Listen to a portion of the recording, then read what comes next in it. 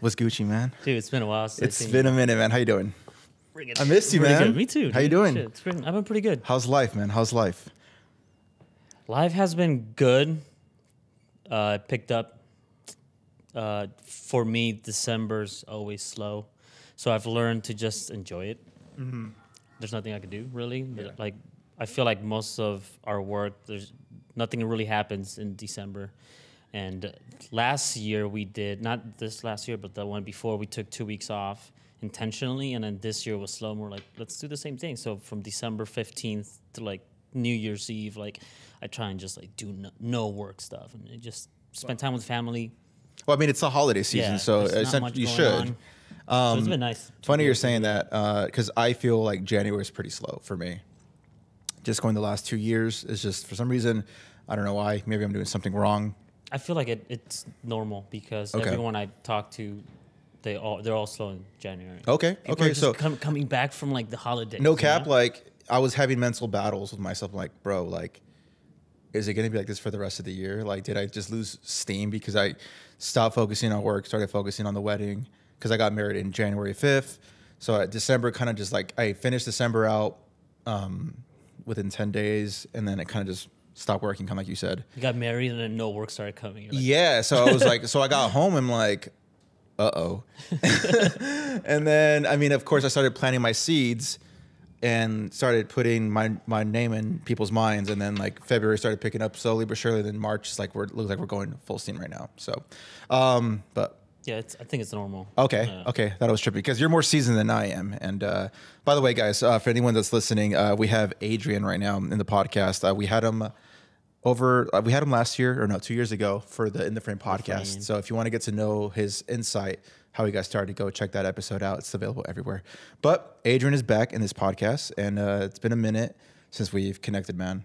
We've been trying to make this happen. And for a minute, yeah. We've been trying. You work, yeah. And dude, you've been extremely busy from the outside in. I love saying that term or that phrase, from the outside in. Just going based on stories, man, because I keep up with stories. Like I, for the most part, have 90% of the people that I follow on mute because I just simply don't care. And I think it's not normal to know so much information.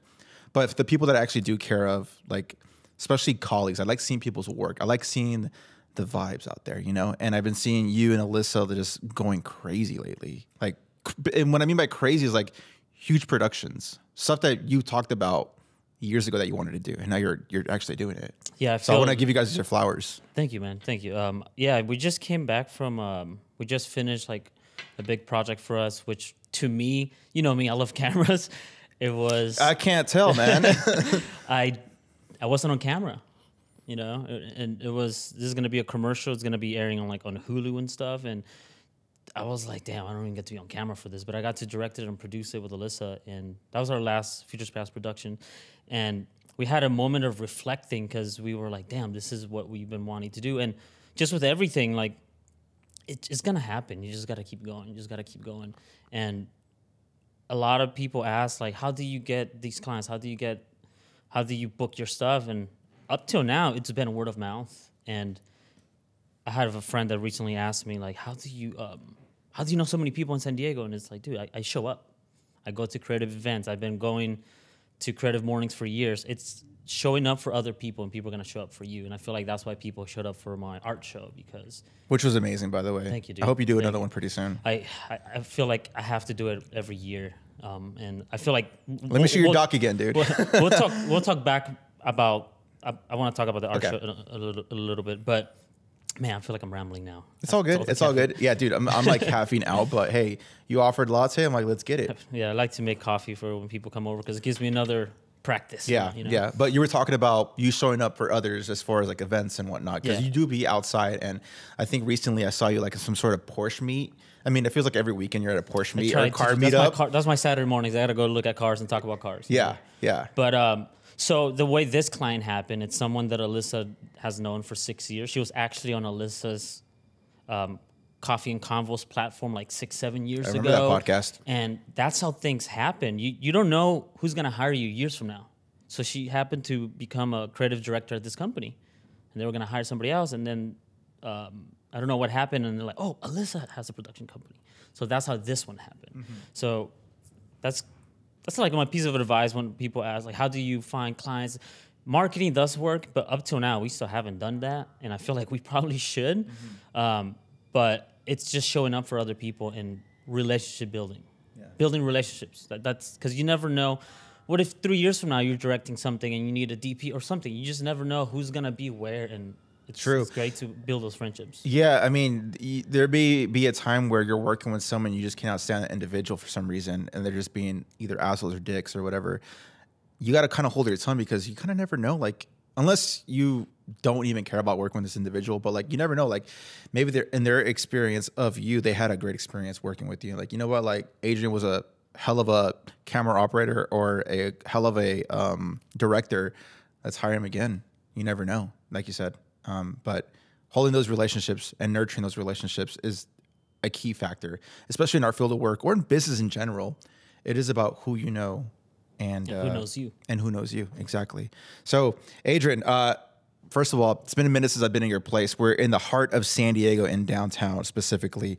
And it's loud. It's a little loud. We can hear the trolley and whatnot. It's all good, though. But I love the vibe that you have here, man. It's super open, but I love, like, the gear stuff, the way you've have it set up. We're really slowly running out of library space. It's a great problem, though. Yeah. So other than, do you have big plans this year in regards to the Futures Past production? Besides Future Past, or whatever. Yeah, we've filmed projects and they kind of just get thrown in the back burner. And I have a lot of unfinished projects, and I fucking hate it. I think we all do. But I want to be able to dabble at those again, and I know why I don't. One, I'm holding myself back, but two, I think what I'm dealing with something right now that I'm trying to figure out, and I might have lost a little bit of a passion, but also when I'm editing for work, the last thing I want to do is edit for myself. I want to go do other stuff. So lately, starting January, I finally decided to stream my sim racing and get into sim racing because, as you know, like, I love cars, dude. If I wasn't doing camera stuff, I would be a race car driver, automotive journalist, something. That's why I recently launched my Meant to Be Driven platform. It's a car page, but I finally found a name. I have a thing that I want to do with it. So I've been focusing my, like, other time not doing video stuff on that, like streaming twice a week, going to more car stuff, connecting with more car people to see, like, oh, what stories can I tell? So right now I'm kind of just marinating in it, and I have some ideas to. I have to eventually do a website, but I'm taking my time. I'm not like, I got to do a website now. I'm kind of just going with it. So this Sunday, actually, March 5th, I'm doing my second Cars and Coffee. So I launched my... So let's talk about Cars and Coffee. Even though we're friends, I don't really know much about Cars and Coffee. Again, I'm not a car enthusiast, so I don't really, but I'm interested to know, is that yours? No, Cars and Coffee is just a car thing. So every Saturday, in LA, every Friday, Saturday, Sunday morning, there's just a place that's known where cars go. There's a coffee shop where a coffee thing pulls up. They're curated by people, and they just become a thing. So it's just a place for people to just a Saturday morning to go. Every you know Ranch Santa Fe? Yeah. There's this Cars and Coffee every single Saturday morning. So that's the one I usually go to. That's where all the GT3s pull up, Ferraris, everything. All the rich people live there. They just bring out their race cars. Their toys. Yeah. And lately I've been going to LA more to marinate in it because I would move to LA before cars, before film. As crazy as that sounds, right? Because LA is the capital of the automotive culture. Really? Yeah. I wouldn't never guessed. So I went there last month for 3 days just to do all this car stuff, and I got to meet some of my idols and just kind of like be in it. So I was like, I need to do my own stuff. And one of the guys that I did a doc with from Auto Conduct in LA, they have a facility in downtown LA, which is like 1 acre, multiple buildings, car storage, big private parking lot. They do all these car events. 6 years ago, he started just pop up Cars and Coffee once a month.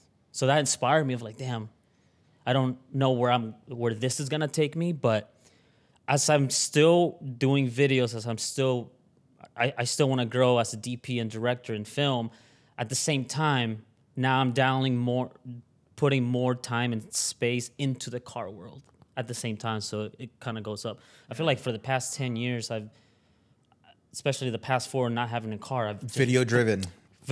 And now that I'm here, like, which I still want to keep going, but now it's like, okay, let me dial it back a little and let me focus on car stuff. And that's why we shot that boxer video. And I still want to shoot more car stuff, but like shooting cars is not easy. Super difficult. And I know what I want to do, and like I always want to just shoot everything and bring people in. But Alyssa has reminded me, like, just do photos for now, and worry about the video later, and just tell the story. So that's kind of where I'm at. But for Future Spaz, we want to continue working on the doc series that we started, and kind of just bring back, just keep dabbling at the stuff that's in the queue, you know. Before we get into the doc stuff that you're working on, going back to the cars and coffee, do you think going to, how do I want to word this? Do you think going to that specific, because that's a separate passion outside of photography and video. Do you think that passion of cars is giving you a spark in regards to your photo and video world? Because you were mentioning that you were kind of like burnt out from like doing video stuff and whatnot. I feel like it's helping bring it back, especially now that I have the new camera, the R6. I needed something small that I can just like my everyday camera. And I've been filming with it the past 2 months, finally starting to like cut footage. Just came back from Yosemite with Alyssa and starting to put a video together. And I'm like, okay, now I have something that I've realized too, to keep the passion going, I have to like cut for me, color grade for me, work on projects, and then come back. And even though I'm not finishing them, at least I'm dabbling into it, and that is helping. So as I'm shooting cars, as I'm being in this space in cars, it is helping bridge those gaps together. You know? Just being in LA, I got invited to go to this place from this automotive dude that I know. He works at this garage, and there happened to be 2 all carbon fiber McLarens, one of ones, $7 million worth, and 2 cars. He goes like, hey, you can take photos of them, but like, don't post them yet.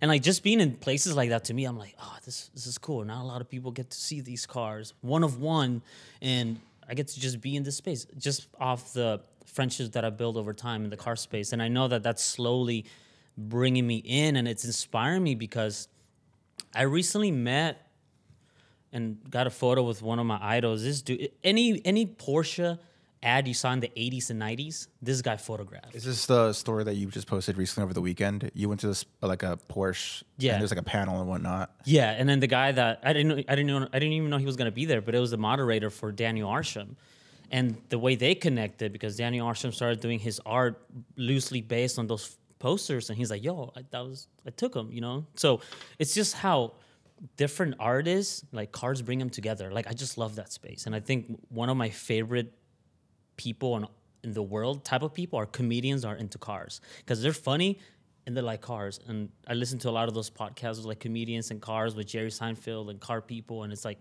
it's so intriguing that I've really, I can't believe when I had my M3, like I wasn't this deep in the car world as I should have when I had a sports car. Yeah. And now I'm more in it, and I'm like, oh, I wish because I did film my car here and there, but I wasn't like doing as, I don't know, I just didn't fucking do it. You know, like the cool thing about like the car space is I feel like car owners, and correct me if I'm wrong, but they want to stunt their car. Dude, they want to flex their baby, and you see, and then they see you with the camera, like, hey, take a shot, take a photo of it, take a video of it, possibly. And I know we had talked last year about you wanting to do like car docs, storytelling, and you showed me some examples on YouTube of the style that you want to do. I mean, you're putting your foot inside that door where you could possibly land or potentially execute a documentary on those exotic cars that, like I said, like for example, that one-of-one car that you saw recently. So like, do you see yourself potentially, or are you just... Yes, it's there. I have a couple people in mind, and one reason why I even have like a boxing spec done, the mood board, the script, I just haven't done it yet. Mm-hmm. I have a reason for that one. The fucking studio I wanted to shoot it at ended up closing, and I realized, damn, that's my fault for pushing it back, right? Yeah. But the reason why I haven't shot none of this is because I still have stuff in the queue. I still have work to finish. With the past 2 projects, I've been able to hire an editor, and I told Alyssa, like, I think moving forward, if that's possible, I want to just keep hiring an editor so we can book more without me having to be on the computer. Yeah. I'm trying to stay away from the computer and just edit for me. That's where I'm at. And I feel that once I finally catch up, I have like 2-3 more projects to just finish. Once there's like no client waiting on me besides like our editor, I'll be able to like, cool, I get to just go deep into my stuff for like a whole month without being interrupted, because I can shoot all day every day, and that's what I love. But I've realized I'm not that passionate about editing if it's not for me, even if it's something kind of fun. But I feel like lately also some of the projects we've been shooting, like I'm not that passionate, but it's work and I'm grateful to do it. And you're not like, editing to begin with, yeah. You're just directing or camera opping it, right? Yeah. And some of the stuff I am editing. So what I'm shooting tomorrow on Friday, I'm editing that because we already did the first round of the classes. Okay. And I already know how it's going to be. The client's like probably one of she's probably been our best client. Very easy to talk to. One revision, she tells me exactly where to put the stuff and then input it, send it, easy. Easy. So with this one, I told Lisa, like, oh, I'll handle the edit because now I know exactly what we did last time. The workload's not going to be taxing. Oh, it's going to, yeah. I can just pretty much hand it to her almost done because now I know after doing three courses, I know exactly what she wants. I already have all the assets. Her flow. Yeah. Gotcha. So this is going to be the last one, hopefully. Back to the doc. Let's talk about a little bit of the doc that you're currently working on. Or what is it that you're shooting? I don't even know anything about it. So actually, I don't even know if you're allowed to talk about it. I can talk about a little. We've posted some behind the scenes, but we've been working on a fentanyl doc. We've interviewed about 10 people. But it's an ongoing doc. Like the director, she just had a kid, so it's kind of waiting on it. We still have to interview her. We're trying to find the story, but it's a story about this kid that was found dead, 19, I believe, in Barrio, fentanyl overdose, and it was someone that she knew, and she's been 10 years clean. So she approached us and was like, "Hey, I want to shoot this doc. I want to tell this story." So we interviewed the kid's parents, siblings, grandparents. We interviewed. That must have been heavy. Yeah. Oh, yeah. They had to cry and like tell the story, and you're just listening, like, damn, like these people went through it, you know? Yeah. We interviewed a cop to tell, like, from his perspective. We interviewed a doctor.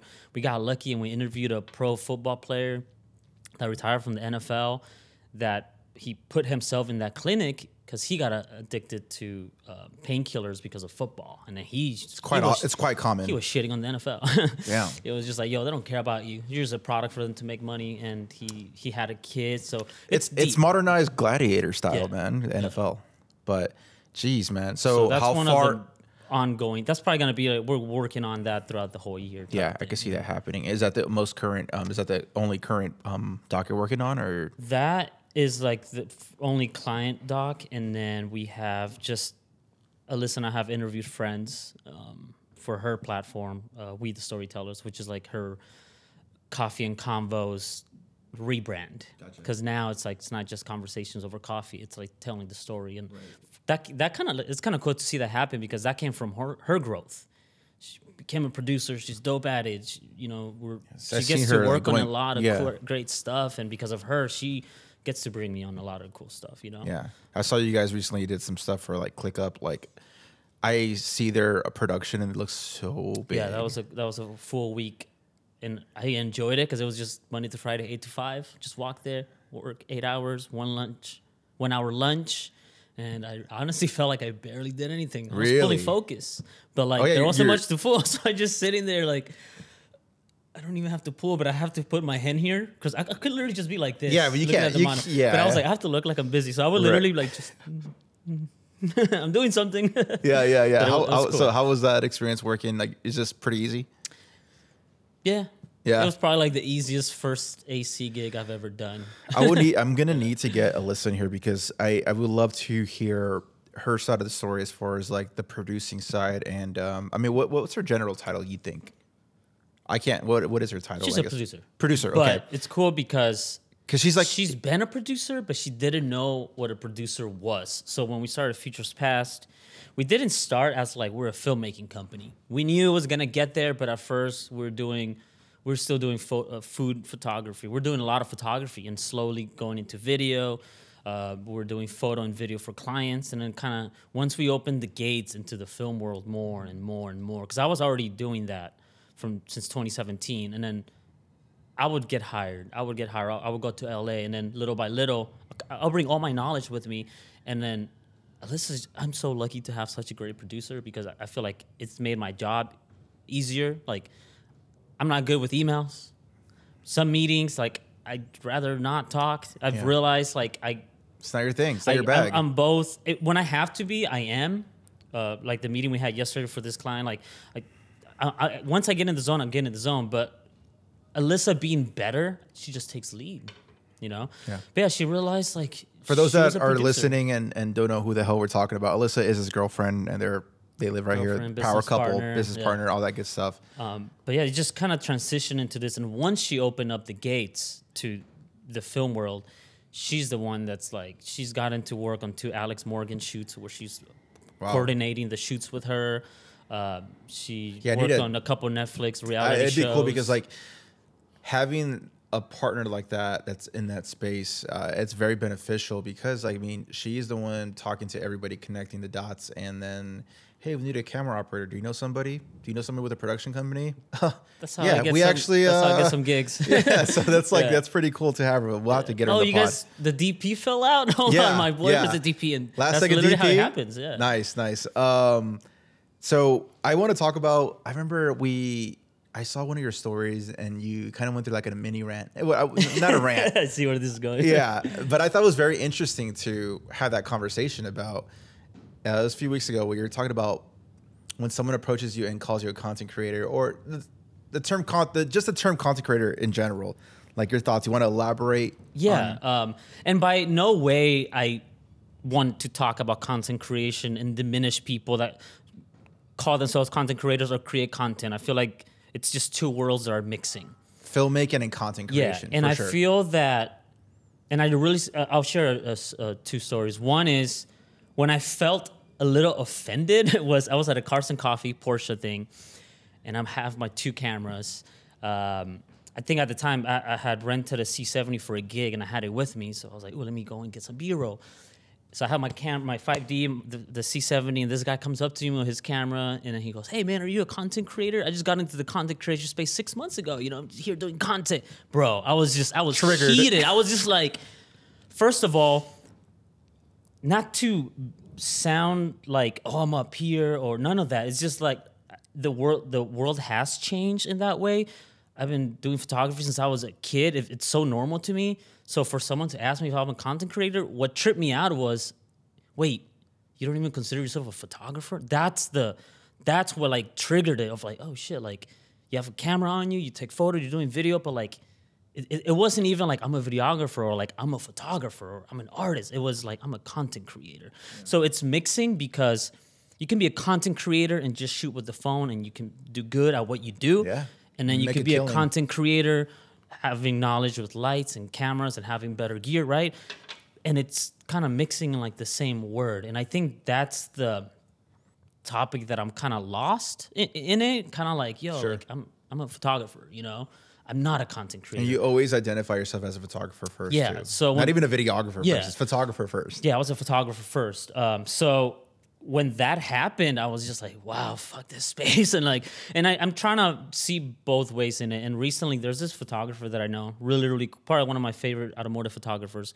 He has like old ass cameras, like you have to look through and shit. He has like hella cameras.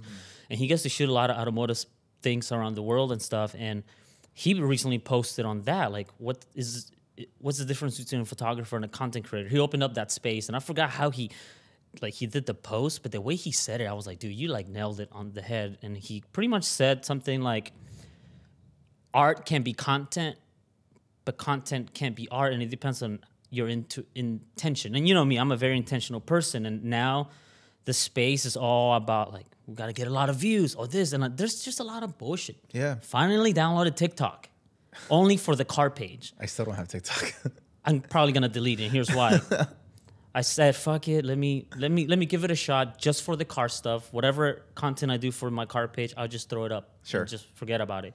I put in my interest. I haven't followed anyone, and it's still just showing me bullshit. And I'm just like, yeah, I don't want to see none of this viral things, none of this nuance of just bullshit. What I want to see is stuff that you create, that people put so much time and effort to create these things. And lately, it's been none of that. Everything, I can't talk about it because it would just be well too known on what I'm talking about. Okay, so there's these entities that I look up to. They're beautiful spaces, whatever, and it's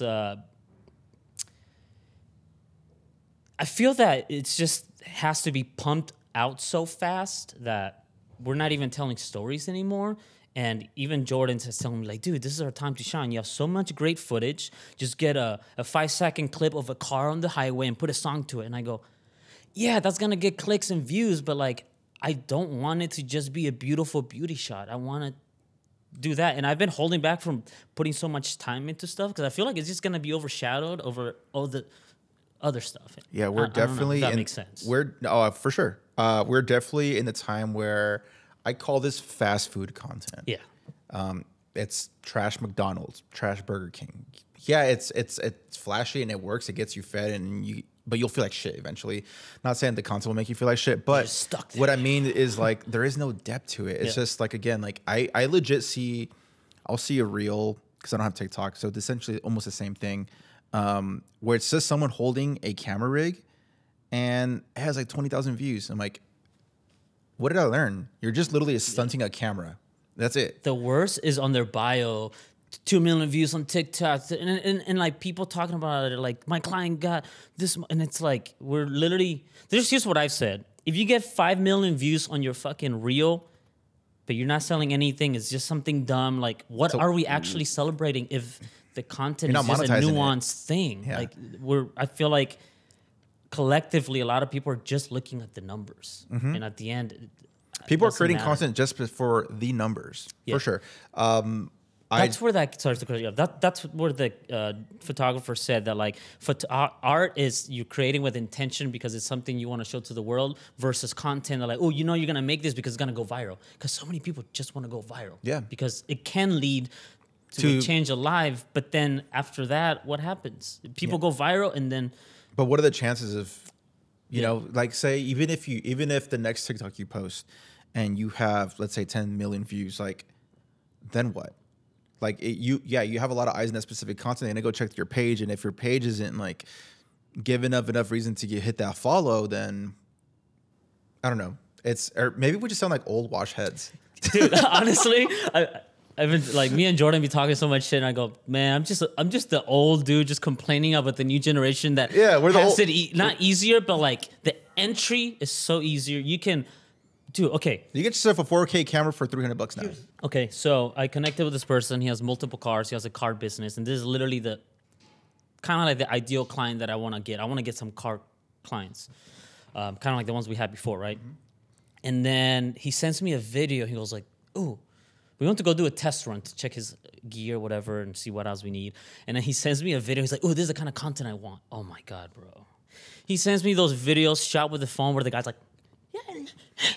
And like the videos is like,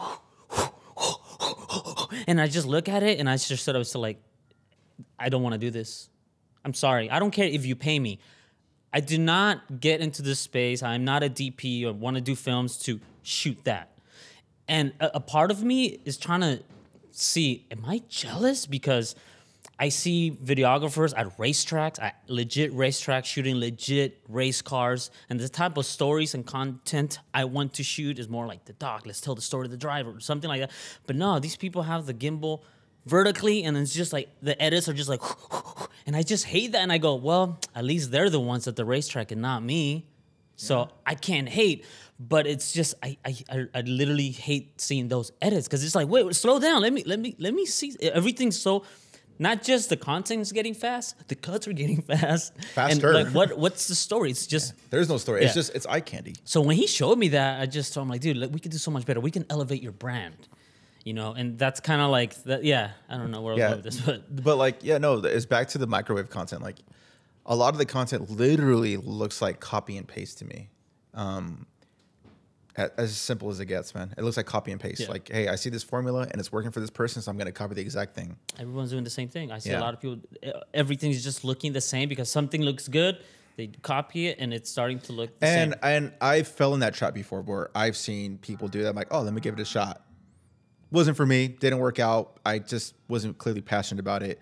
So, yeah, as far as like my personal gram, like I've mentioned in the past, I'm working on 2 separate docs with me and Rafi, and that's something that I'm like truly invested in and I'm loving. And we're paying out of our pockets to produce this content. We're content. Fuck, you got me saying content. I did. The world did. Yeah, the world did. Social media did. Yeah, so I'm really passionate about this stuff, creating a story rather than just creating microwave food. So I guess we got to just hold our guns, man. And I think this is gonna be kind of with everything. It's gonna be not a fad, but like everyone that's doing it right now, not everyone's gonna keep doing it. Yeah, a lot of people do things and go away. It's getting saturated, which is nothing wrong with people trying new things. But I feel with the things that we want to do, the docs, like I think one thing I'm learning is like ignore the noise and just do what you want. And then just keep going. Yeah, you know? Yeah. I mean, I try not to let it bother me much. I mean, if I see stupid reels that I just don't care for, I just hit the 3 dots. Show me less of this. Not interested. Exactly. I just don't care. But yeah, I mean, it's a different world, man. Even like when we first started working together, like the content was the 60-second videos. Now it's like true vertical format that are up to 90 seconds. And the formula is like, all right, you got it. Less is more, get it to 30 seconds, get it to 15 seconds. So you're squeezing so much information in such a short time.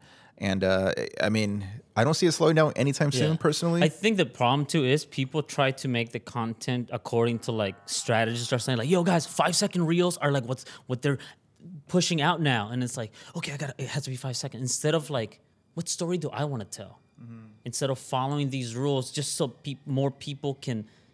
If you're gonna do a 30-second video and then someone tells it, oh no, it has to be 5-second reel so it gets more popping, and then you just cut it down to 5, like that's where content and art kind of separate. Are you doing it for yourself or are you doing it for the views? Right. Kind of reminds me too, like so then you become a slave to it. To the algorithm. Yeah. 2017. I don't know if we already knew each other. I thought we did because of the film.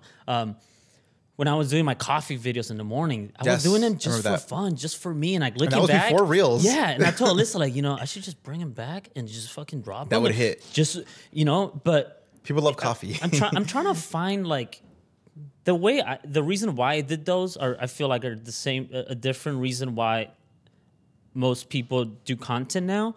And I think this might sound stupid, but I feel I don't want to upload stuff and just be seen as a content creator. And I think this is why I wanted to talk about the art show last year, because at the end of the day, there's been moments where I don't post for a couple weeks. I kind of feel irrelevant. And you start doubting yourself. Am I good enough? And then I just go, oh, wait. Yeah, I'm going to pat myself on the back. I had a pop-in art show and people pulled up. And at the end of the day, full house, by the way. That's what matters. And I had a moment because I went to an art opening at the same location and there was 4 people at the opening. And in the closing, there was about 4 or 5 people. And I'm not shitting on the artist, but you were there. It made me really kind of see where I'm at outside of the box of like, oh no, like I'm an artist, I'm a photographer, I had my first show. And even my friend Jesus was like, bro, like so many people showed up. Like, how did you do that? Like, when we were doing my Cars and Coffee last Saturday, I had him come and film me, and he was like, "Yo, like, you're like a event planner or something." I'm like, "No, I'm not." He goes like, "Dude, you like had so many people pull up to your show. Like, how did you do that?" And I was like, and that kind of coming back to like, dude, it's showing up for people, going to the events. I know so many people I've known for like almost a decade in the creative space. They just showed up for me, just the way I show up for them. It's all love, But that show really made me realize, fuck Instagram. I don't care if I stick with the followers that I have. I'm not in it for. It would be nice to grow, but that's not my primary. That's why I post whenever the fuck I want. Yeah. Because at the end of the day, I think putting that yearly art show is what's gonna matter for me, and I think that's my disconnect with it. And going back to the example of the art show that you went to, where only 4 people pulled up, it's very hard to have real human beings show up for you. And when you did yours, it was a full house, man. Yeah.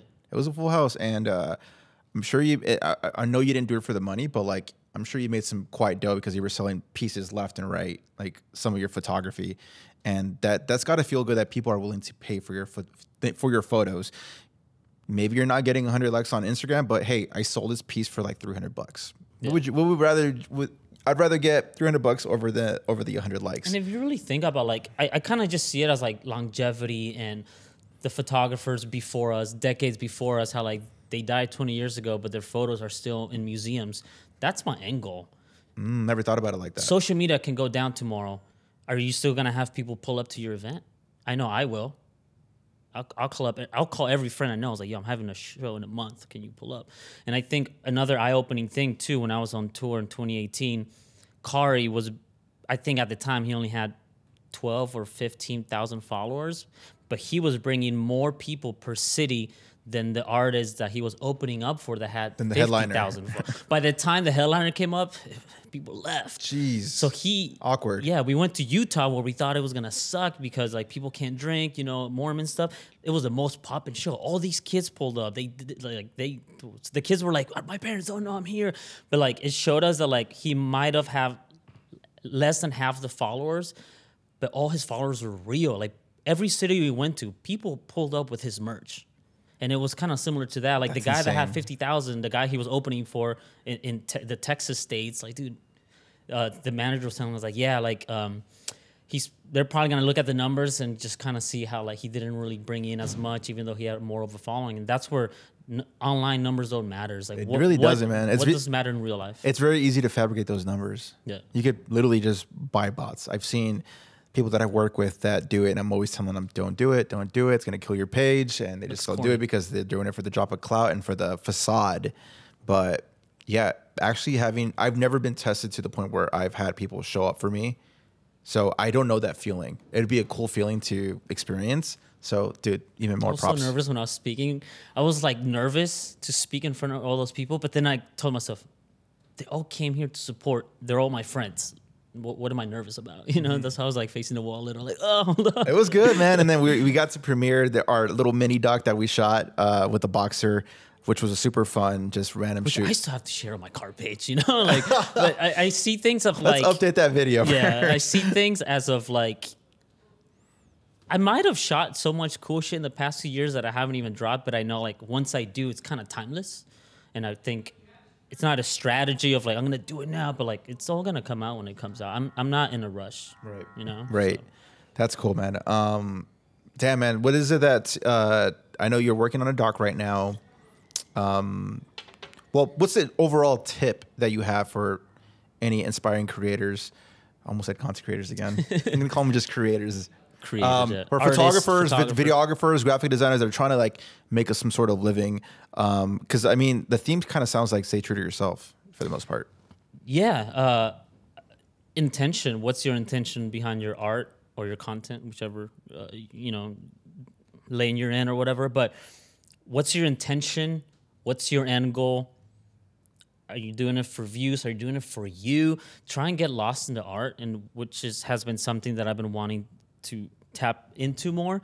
Alyssa and I give each other, we haven't done it in a while, but I brought it up recently, like every other week we try and give each other a solo day at home. No dog, no significant other, no work, no phone. Like actually, how often do you get to be in your own space by yourself away from emails? And because think about it, and that's why like people talk about like, don't wake up and go straight to social media. You open up social media, you're plugged into the matrix. You're programming yourself, just like TV and reading. Give yourself that disconnect. Give yourself hours. It's okay to be on social media, but this is one thing I've noticed on set too. There's some people that like, cut. I'm rolling. And like, you're on set with 10, 15 people. Why don't you talk to people? I hate when I'm talking with someone and like, and like I shut up. Oh, you can keep talking. And I go, no. Like we can actually not multitask.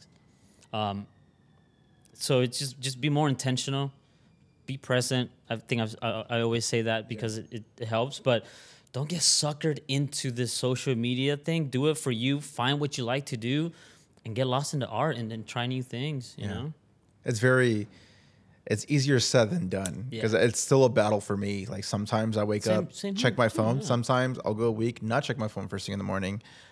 So it's a mental battle for sure. Sometimes here and there, I take a day or two off social media just because I like it. Right. You know, and then there are those days where I tell Alyssa like, wow, I racked up my hours this week. And what's your average screen time?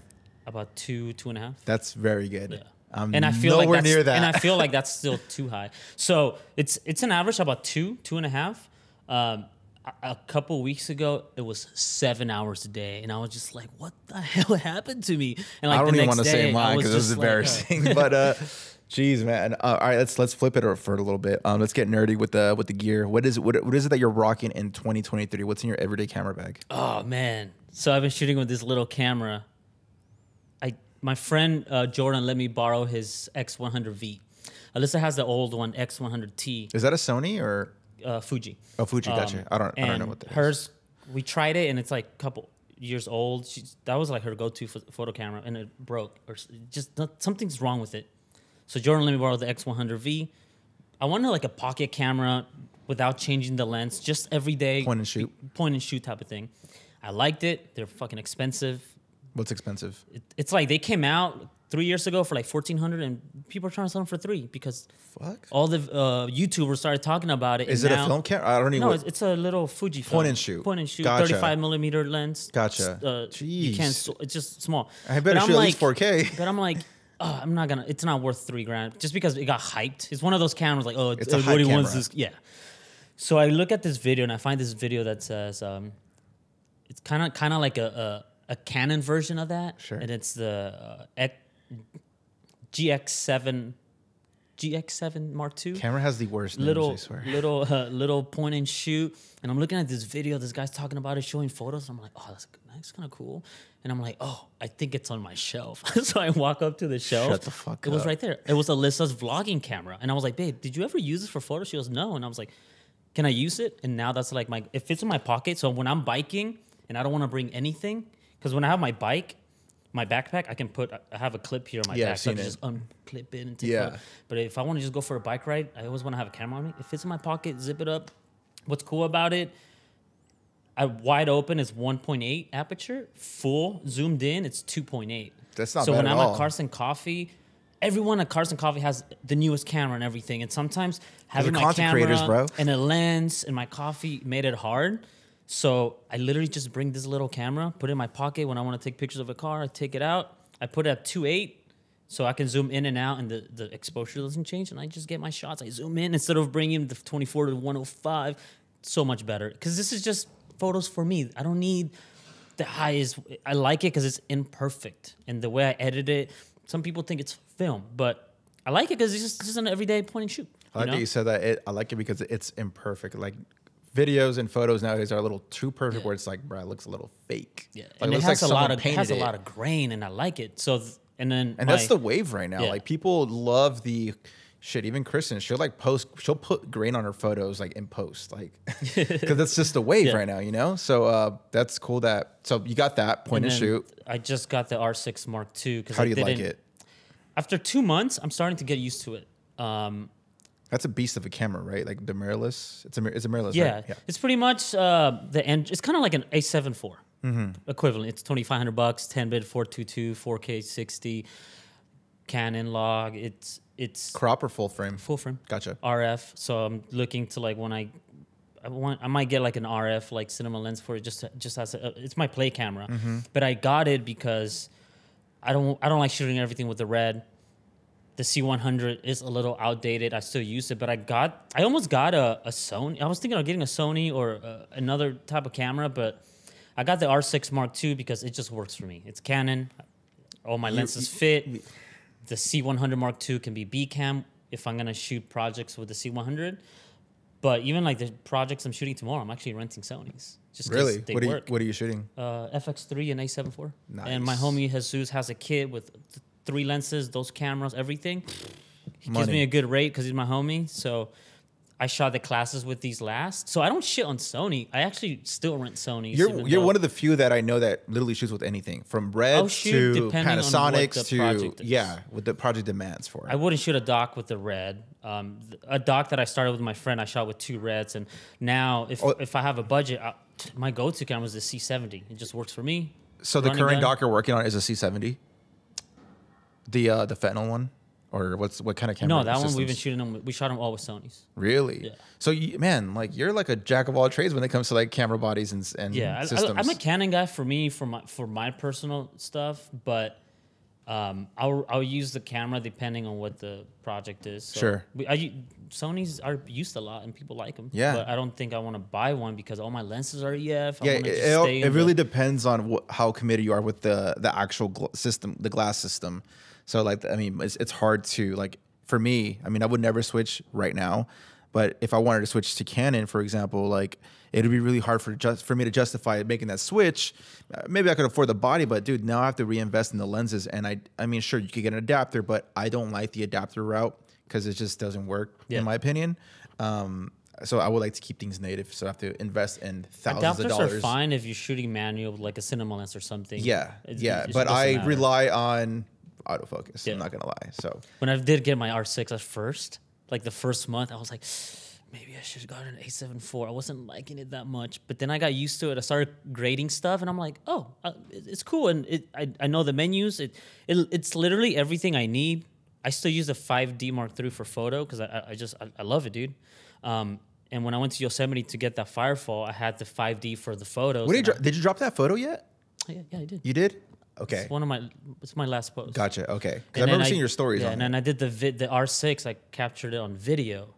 So I got both. And then I'm actually editing a video, and like the beginning, I just speed up like the thing turning orange with the video. So, gotcha, dude, I but can't I wait like to see it. that. It looks, I can't wait to see that. cool. How was Yosemite? How was Yosemite? Oh, dude, I need to go back. We were there. We drove up Saturday, checked into our cabin at 10, woke up, slept in, woke up, went into the park, settled in, drove and enjoyed it, walked up with the wagon, got everything we needed, posted up where all the photographers are, captured it. It got dark, and then thousands of people just walking back to the car, and then left right away. Drove to Fresno, ate dinner, 9:30 left, and I got home at 3 a.m. on Sunday morning, and just went to bed and slept in Monday on President's Day. That's and sick. I think I'm good at road tripping because I can drive for hours. Yeah, like, you can. Especially at night. I told her like I'd rather go home now. There's no reason to stay another night. I want to go home and just sleep in. I've been in projects. We've done projects together where we're driving to the sand dunes. It's literally overnight, and I'm like, bro, I don't know how you do it. I can't stay overnight. Like I remember. Man, I wanted to ask you. Okay, it's been a while since I've asked this. So we just talked about your R6, your pocket camera. Anything else? Go-to lenses is for the R6. R6. I still like the Sigma 35. I haven't bought a photo lens in a while, but I've been needing a 24 to 72.8. I don't have anything. I have the 18 to 35 for Super 35, like the C100, but for photo, I have the 24 to 105 f4, which is okay indoors. I have the 70 to 200, the 35 114, but I don't have I need a 24 to 72.8. I need something range. a little faster that's just every day. So I think that's going to be one of my next purchases. But again, every time I need it, I just rent it for like $25-$30, you know. Even though you have so much equipment, but like you're fairly minimal when it comes to gear, I think. You keep it traditional. I almost brought like this green case now that I have. I was going to bring all this stuff for Yosemite, and Alyssa was like, just bring what you need and like challenge yourself. And I was like, you're right. Yeah. So I literally just brought like the bare minimum. Yeah. And it was cool because I had the camera for photo, one for video, and then I still had the point and shoot for her and me to just still take pictures of each other for memories. So yeah, when I travel, I don't take everything. I just literally take, of course, the drone's coming with one body camera and a 28 to 75, 2.8, and the 55 for photos, and that's it. That's it. Like, yeah. I don't take much, just drone, body, two lenses. What you want to get, and then I don't even take a shotgun of of mine because I'm never gonna vlog it, and so I just keep it very minimal, man. Keep it very minimal. It's something I'm learning, and I mean, I still remember the conversation when we first started hanging out and working together about the whole gimbal thing. I rarely use gimbals, man. I was gonna tell you. Rarely use gimbals. Congrats, because we used to not fuck with tripods, and now look at you. I was a you got tripod, 3. but like I was a young head. Like you were, like even though you were young as well, but you had like the old head mentality. It was like, yo, get a tripod. Don't rely on gimbals many times. And I'm that kid where it's like, shut up, old head. You don't know what the fuck you're talking about. But I love tripods. Gimbals man. are good for when it's the necessary. thing. But again, Not every day. I see people shooting events, doing everything. Okay, funny story. When I went to go see the Daniel Arsham thing, I was making fun of the videographer because the whole time the two people were up there talking for like 30 minutes, he's literally holding the gimbal, one shot. And I told Alyssa, he could have just thrown it on the tripod. and relax your body. And relax my. You could see him just like Tensed he put up. up his feet up and just like Dead. just there. And I was just like, dude, just throw on a tripod, and then once you're done, throw it back on the gimbal and then get the rest of the event. But there's a time and place. I love me a good tripod, man. Tripods are very underrated, but like the kids don't know. I mean, I'm like how you would tell me way back when. Now to me right now, it's like, yo, man, don't rely on the gimbal all the time. I've loved to go handheld now. Put it on a cage, top handle, side handle. And with the stabilization with the like the modern cameras nowadays are just phenomenal, where it looks like it's on a gimbal right now. So I've just been enjoying getting unique angles going handheld. It's just my favorite. It's fun. Yeah, I love it. I love seeing your growth. I love seeing you busy, and kind of how I told you from the beginning, it's like, dude, you're gonna do great. I think that after your first year, I was like, bro, you're doing way better than my first 2 years. The first 2 years, I was struggling. Yeah. You know, it was bad, but. Yeah, it's great to see you doing your thing, man. And I appreciate you, again, like you've been there since day one, man. You're the OG for me, where you taught me a lot about the business when we first started. I would ask you for business advice, business tips, like, should I do this? Should I do that? You're like, nah, bro, you should do this instead. But I really appreciate that, man. But dude. Gotta just. Great having you again, man. Give advice when you can. There's still things that I learned from people. The other day I went to a friend's, to edit the commercial that we just did, and I was just there to oversee it. And he did something. I'm like, wait, how you do it? Something so simple that you probably know this when you press like I think Y, and then instead of like the clip's already in Premiere, and instead of like dragging it and cutting it, you just like move it, and it moves the clip but not the length of it. Mm-hmm. I didn't know that, bro, and I was like, wow, I feel so dumb. It seems like such a simple thing, but that's the thing. Like you always grow, and sometimes I felt so dumb, just like. Wow, I did not know that. one little editing tip that I just recently learned the last month or two is I believe it's the Q and W button, where it pretty much trims and goes into it, like ripple deletes in a way, and then the W does like the right side of the. It's hard to explain, but that's been saving me so much time when it comes to. I don't think I've ever pressed Q and W on Premiere, bro. To be honest, find out what it is and understand it, and once you know how it is, your workflow will fly. Like editing these podcasts is super easy because I just put QW, QW, QW, QW. It's a game changer. There's so much stuff in Premiere that I feel like I don't. I feel like I know 10% of it. I always say that too. I feel like I just probably use know what I like need. 5%. Yeah, exactly. I don't use the full max. Like what it's. Well, I mean, you could do whatever you want with it. But speaking of editing, before we wrap up, are you still in Premiere? Yeah.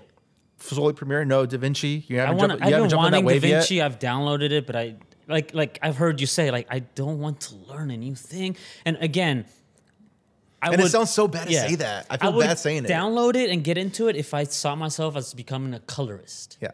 But I'm in the space where like, dude, just hand off the project to the specialist, and why add more to your Why am I plate? gonna? And you don't even like editing, like you said. Yeah. Like, So like, why even now? Like I used to have 3 monitors, and after 3, I'm like, I don't need 3, so I took one down. Now I edit on my MacBook, and that's more of like my gaming setup and my sim racing stuff. That now I'm like, I don't. The friend that I hired to edit the commercial, he just spent like 6-7 G's on a QNAP, which is like a thing with like 180 terabytes and all these hard drives. He has a nice dope in the backyard. They have a nice dope like editing station, like couch, 2 monitors, TV. You gotta storage. love editing. Yeah, and I I'm saw like, your story. We're wearing robes. Yeah. And I was like, you're an editor. I'd Yeah. rather just pay you to do it. While you're editing that, we could be shooting something else. Yep. And that's kind of what I want to do. Flowing. And this commercial was one of those first where I helped Alyssa produce it. I co-directed it, and then kind of hand off, and you're just kind of in the emails. You're delegating, and that's what we want to do, so we can shoot more. Because I was shoot and direct all day, but editing. Yeah, I'm the same way. Well, Adrian, it's been great I have a having question you. for you. Sorry. What's up? When are you getting an FX3? Okay. I see you with an FX6, dude. I feel like you are ready. I have a friend that he's been learning a lot. His growth has been great. He worked at an agency for a year. But he's still relatively new in the space. And again, I'm there to guide him and help him. And he bought a lot of gear. And yesterday, I was at a student. I told him, bro, like, you bought an FX6 too quickly. Why? And he goes, yeah. Like, he just had the money and just bought it. And it's one of those where you just jumped on it. And I know another person, too, that got into the video space a couple years ago, doesn't know a lot, is still learning and how to book clients and all this. And he bought an FX6 because he had the money. And he even said like, yep, I jumped ship and I bought everything. And he started asking questions like, how do you know what camera to buy? And I told him, because at the time I was researching the R6 Mark II, and I told him, it kind of, you buy the camera that works for you and stuff. But like, again, he bought it way too quick, you know? So, but I think you're ready for an FX3 or an FX6, because the FX6 is a lot of money, but I feel like you will know how to put it to use. If I were to upgrade, and that'll happen years from now, because I don't plan to upgrade anytime soon. I'm very comfortable with my camera systems right now, but I would eventually want to get an FX6. FX3 is cool. It's essentially the A7S minus the top handle. I already have a cage top handle. It's not that hard for me to mount that. But if I wanted to upgrade, and I've said this to Rafi, because we're Sony heads. We wear black shirts all the time. I would for sure consider the FX6. I mean, I feel like the FX6 is becoming a hype camera, though.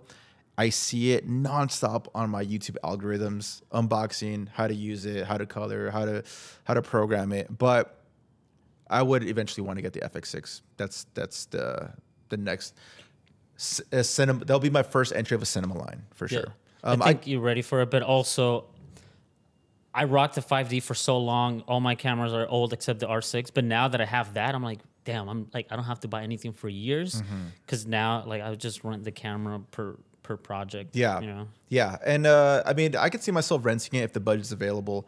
But I'm like, again, I'm one of those frugal individuals. If I don't need it, I'm not gonna get it. I know people that buy gear, and I'm like, I'm the opposite of that. Like, and that's why I tell people sometimes, like my friend, the same guy who's like, dude, I'm thinking of buying all these apertures. He already has aperture 600 and another one that I rent from him occasionally. And I told him like, bro, you have enough gear. Don't. He wanted to buy a whole grip van. I was like, bro, I already have one. Get the clients first. I kind of came with it. I ended up with one, and like, trust me, you don't need it. But like the commercial, I do need it occasionally. But it's like I recently met someone that was telling me they want to build this grip. They have all these aperture lights, and they want to build a grip truck and everything. And I stopped him. I was like, hey, I have a grip truck. And then his head lit up because he was like, oh. And I was like, yo, you have the lights, I have the grip truck. Let's talk how we can help each other and like make it a package. You can rent from me, I can rent from you. And then his thing was like, oh wow, like I don't have to buy all this shit. Yeah, and it's something I've learned like from especially people like you and some other creators that I know. You don't have to buy everything. You can literally just rent it for the low too. It's not going to cost you much.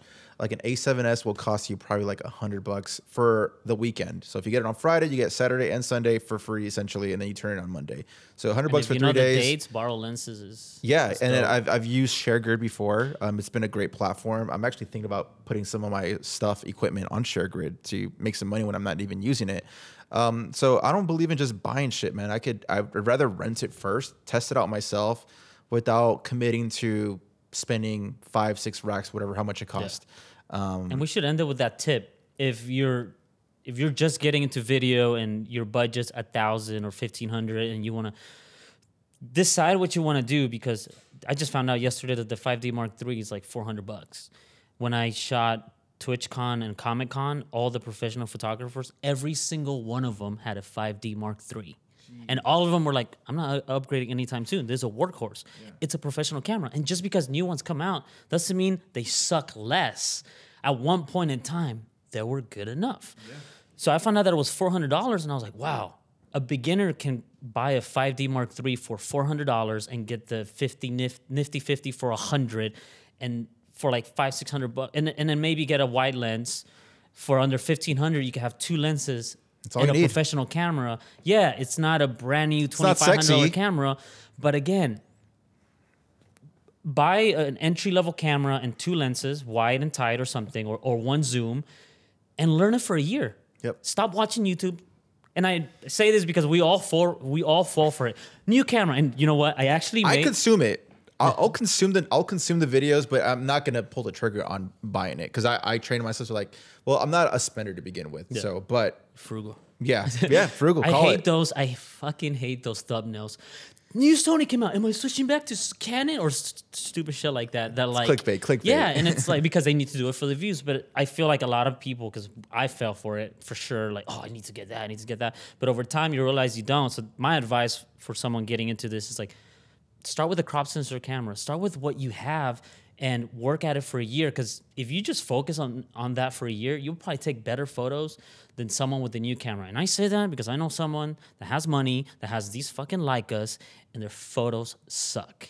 I'm sorry, but because he just had the money and like, oh, let me buy Some these people have money fresh to blow. cameras. Yeah. So like I'm still using, this is my latest camera, A7S. This is my second oldest camera, have which the is the OG. A7 III. This wide is the original OG A6300 that probably costs around $500 right now in the market. It shoots 4K and it shoots good enough for me. I did all my coffee videos with that in 2017 with that little camera. Yeah, I remember you were a 6300 so guy small, too. Yeah, the cameras work for me.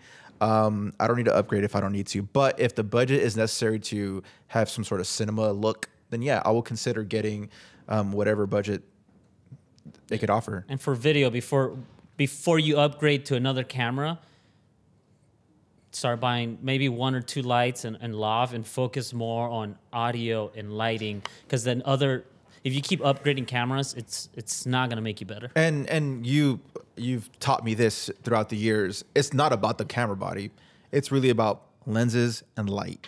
And if you do use audio in your videos, audio is, I'd say, 60% of what the audience consumes rather than the visuals. So audio has been a key factor for me. I've been playing with audio, testing audio stuff. I'm learning to edit audio better.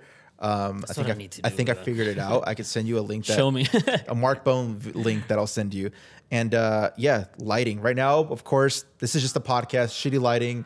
The clouds keep rolling over, so the light keeps changing, but it's all good. It's just a podcast. Yeah. So, but in a professional environment, yeah, light is everything. I eventually got my own light. I eventually want to get a bigger light and a bigger softbox.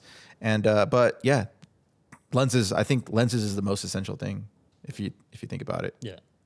But I think that's why I actually got a text this morning. It's like, hey, are you thinking of selling your red camera? And I want to, but then I don't because it sits on the shelf a lot. But I have this thing where I told Alyssa, like, we are going to be shooting our own short films and stuff when we have the time and money to produce them and stuff. And I told her, like, I would love to still shoot it with the red. And all we do is spend some of the budget to rent a dope-ass cinema lens, like an anamorphic, depending on what the look that we want. We have the camera. You just throw a nice, expensive cinema lens on it. That's all I need. I can change it to a PL mount so it opens up the options for cinema lenses. And, like, I don't need to rent the camera because it works. Yeah. Yeah, man. Again, I just hope you're already working on a doc, but I mean, I want to see you do some of the stuff that we've talked about throughout the years. I'm extending my help. Like, I'm willing to help you out. I'll hit you up. I love this. I love this shit, man. So it's like, if you need help, I love being part of sets and shoots. Hit me up, man. I'm fucking down. All right, man.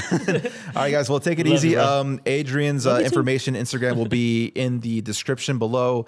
Thanks for hopping on the podcast again, and we'll catch you guys later. Later. Thank you for having me.